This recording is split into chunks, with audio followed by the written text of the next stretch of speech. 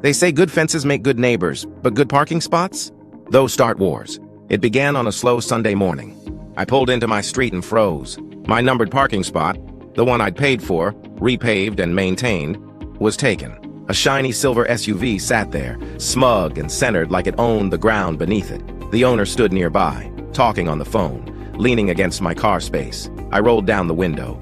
"Hey, that's my spot." He looked at me, barely interested. "It's just for a few hours, bud." "You've got another one across the street, right?"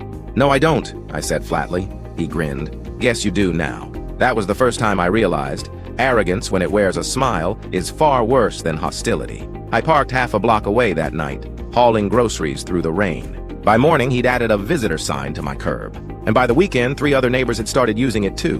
When I complained to the HOA, they shrugged. "The property line's under review," they said. "Until then, it's open use." That's when I stopped playing fair. I started digging through the city's zoning website. Page after page of codes, ordinances, obscure definitions. And there it was, buried like buried treasure. Section 14.5b. Any space abutting a public easement could be reclassified as a temporary commercial loading zone, with proper paperwork and reflective signage.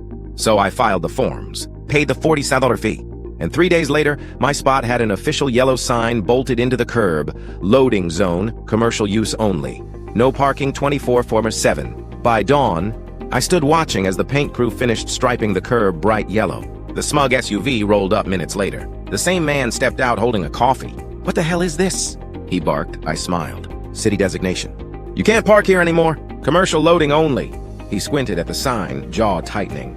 "You did this?" "Just following community policy," I said. "You know how it is." He called the HOA. The HOA called the city. The city sent down inspector and a clipboard, who walked around, checked my permits, and nodded. "Looks legitimate." "You've got full jurisdiction on this zone." The look on my neighbor's face? Priceless. The next day, delivery trucks began showing up. Landscaping crews, moving vans, even a fake flower delivery I arranged once, just for the irony. Engines idled, backup alarms beeped, drivers yelled, all within regulation hours. Every single morning, his driveway was trapped behind my commercial loading activity. He couldn't get out, couldn't sleep, couldn't stand it. By the end of the week, his wife was pleading with me. "Please," she said, "can't you move it back to residential?" I shrugged. Talked to the HOA, but the HOA didn't want to. They didn't want to touch a city-authorized reclassification. Turns out I'd turned their neighborhood rulebook against them. Eventually, he cracked. Came knocking one morning, voice trembling between fury and defeat. "Fine," he said. "Take your spot back. I'll even repaint it myself." I nodded. "And the sign stays until the permit expires." It expired 6 months later. By then, no one parked in that space again. It became sacred ground, the spot that fought back. Type zone if you watched till the end. Like and subscribe for more stories.